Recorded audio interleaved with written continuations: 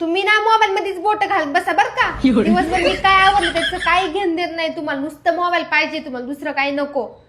काय हो किती राडा करून ठेवला तुम्ही घरामध्ये. 2 दिवस का नाही मम्मीकडे गेले मी. अख्ख्या घरामध्ये तुम्ही नुसती अशी कचरा कुंडीच करून ठेवली. इतका राडा असतो का कुठं. ते राडा बघून ना मला चक्करच यायला लागली होती. खाली पडता पडता वाचली मी. कस काय वाचली काय माहित, पडाय पाहिजे होते.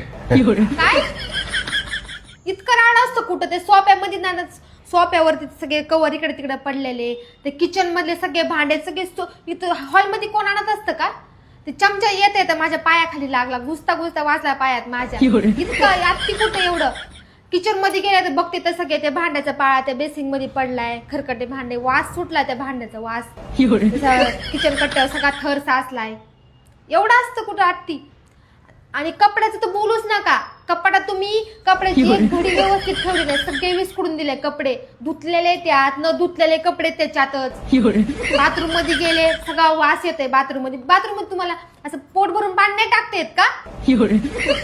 पोट भर कोणी पाणी टाकतं का बाथरूम मध्ये. भरपूर म्हणायचं, भरपूर पाणी टाकायचं. हो ना, जेवतोय जस काय. तुम्हाला असं स्वच्छताच नाहीये तुमच्या अंगात खरंच. आणि तुम्ही तुळशीला पाणी टाकलं का.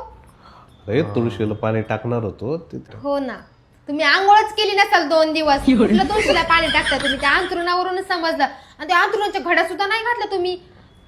त्याच्यावर झोपायचं आहे का नाही. काढायचं टेन्शन नको, घड्या घालायचं पण टेन्शन नको. झाडू सुद्धा मारला नाही. सगळ्या एवढा कचरा काढलाय मी घरातून. कसं राहावं कुठं. एवढं असतं का हो. थोडं तरी स्वच्छतेने वागा. मी तुम्हाला म्हणत नाहीये सगळं आवरा म्हणून, पण थोडं तरी व्यवस्थितपणा ठेवायचं ना हो.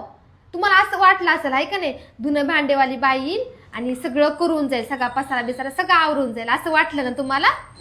हो ना, आली आहे ना आता भांडे धुणे धुवायला बाई.